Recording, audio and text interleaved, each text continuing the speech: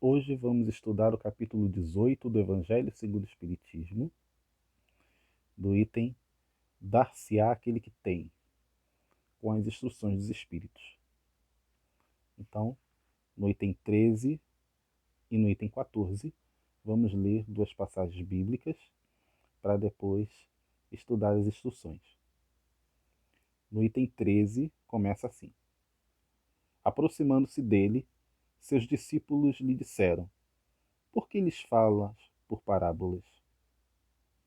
Respondendo, disse-lhes ele: É porque a vós outros vos foi dado conhecer os mistérios do reino dos céus, ao passo que a eles isso não foi dado.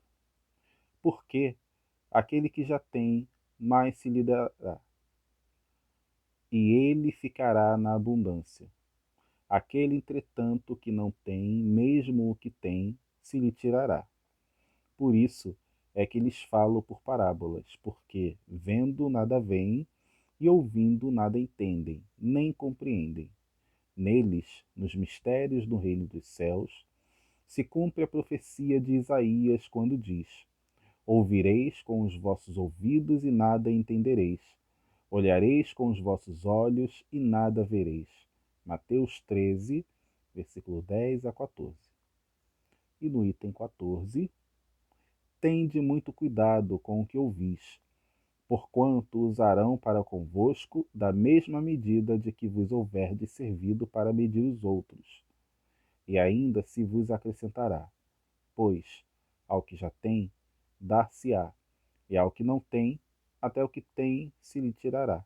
Marcos 4, versículo 14, 24 e 25. E aí no item 15, nós temos as instruções dos Espíritos. Dá-se ao que já tem, e tira-se ao que não tem. Meditai esses grandes ensinamentos que se vos são, por vezes, afigurado paradoxais. Aquele que recebeu é o que possui sentido da palavra divina. Recebeu unicamente porque tentou tornar-se digno dela e porque o Senhor, em seu amor misericordioso, anima os esforços que tendem para o bem. Aturados, perseverantes, esses esforços atraem as graças do Senhor. São um imã que chama a si o que é progressivamente melhor. As graças copiosas que vos fazem fortes para galgar a montanha santa, em cujo cume está o repouso após o labor. Então nós podemos compreender, através dessas instruções, e após a gente fazer a leitura dessas passagens bíblicas, que se nós compreendemos que Deus é misericordioso, justo e bom para todas as criaturas, se nós entendemos que Deus ama a cada um de nós, nos oportuniza os momentos adequados para o desenvolvimento das nossas potencialidades. Mas cada um de nós é livre para fazer a sua escolha, em bem aproveitar as oportunidades que recebe ou estagnar-se, perder o tempo que é tão importante. E quando Jesus fala por parábolas e lhe é perguntado a respeito disso, Jesus nos mostra o quanto ele sabia, o quanto ele tinha da sabedoria dele a aplicar em cada momento, em cada situação em que ele era abordado. O quanto ele sabia a maneira adequada de se portar, de se comunicar diante de cada público, compreendendo em cada um de nós até onde nós tínhamos a percepção a respeito das verdades espirituais que ele estava trazendo. Então, se nós sabemos que Deus é misericordioso com todos nós, podemos entender de que, diante das diversas possibilidades que nós temos de crescimento, alguns de nós poderão ter muito bem utilizado e outros ainda nem tanto. E diante dessas diferenças, os acessos também vão ser diferentes acerca da Boa Nova. acerca das verdades espirituais que a presença, que os ensinamentos, que as palavras do Cristo estavam trazendo.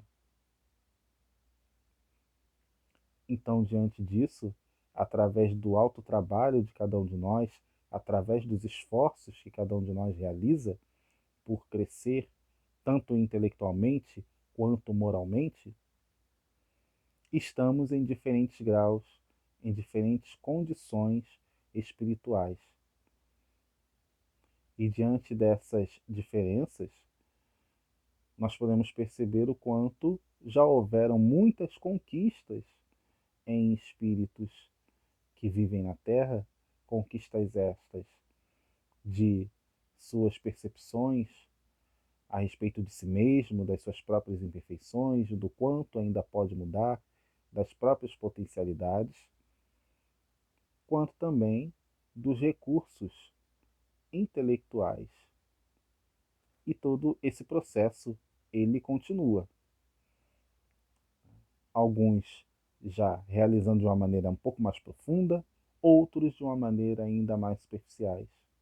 Alguns já conseguindo compreender coisas dentro de uma complexidade muito grande e outros ainda caminhando numa certa superficialidade do existir.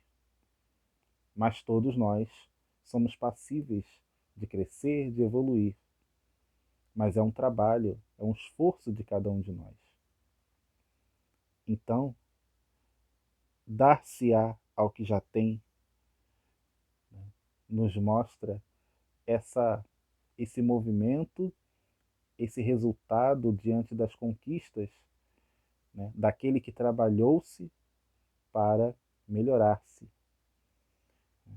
E aí, continuando essas explicações dos espíritos, nós temos o outro parágrafo que diz: aquele que não cultiva o campo que o trabalho de seu pai lhe granjeou e que lhe coube em herança, o vê cobrir-se de ervas parasitas. É seu pai que lhe tira as colheitas que ele não quis preparar?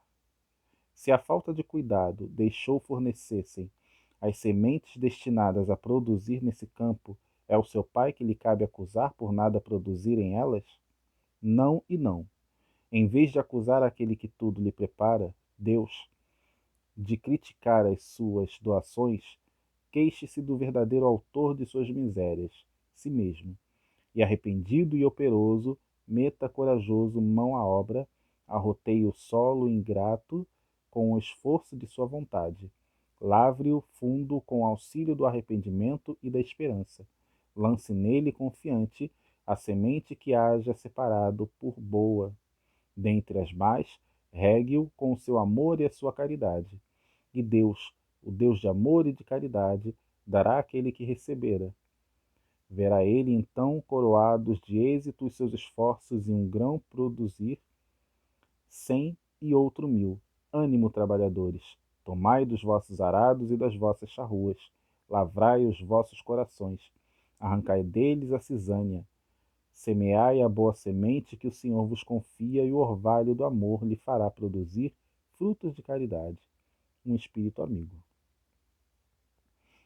Então essa passagem, né, esse outro parágrafo nos mostra o quanto muitas vezes caminhamos em estados de reclamação, de maledicência a respeito do outro, dos acontecimentos, enquanto na verdade somos cada um de nós responsáveis pelas nossas escolhas. E muitas das vezes, quando estamos numa condição infeliz, podemos observar as nossas escolhas e o que gerou esta condição. Então, quando nós observamos as causas atuais das aflições, os resultados das nossas escolhas, nós percebemos que a misericórdia divina esteve o tempo todo ao nosso lado. Mas o que nós realizamos de obras? Nós bem aproveitamos as oportunidades que recebemos, das diversas que nós podemos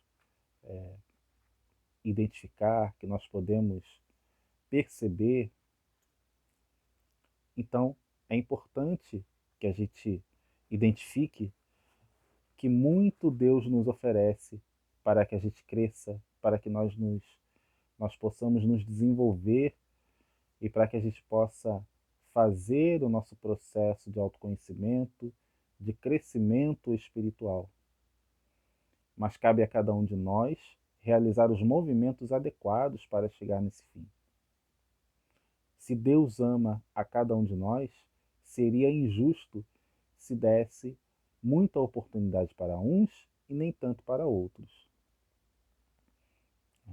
Então, quando diz, pois ao que já tem dar-se-á, e ao que não tem, até o que tem se lhe tirará, não se refere ao fato de Deus oferecer algo a alguns e retirar de outros.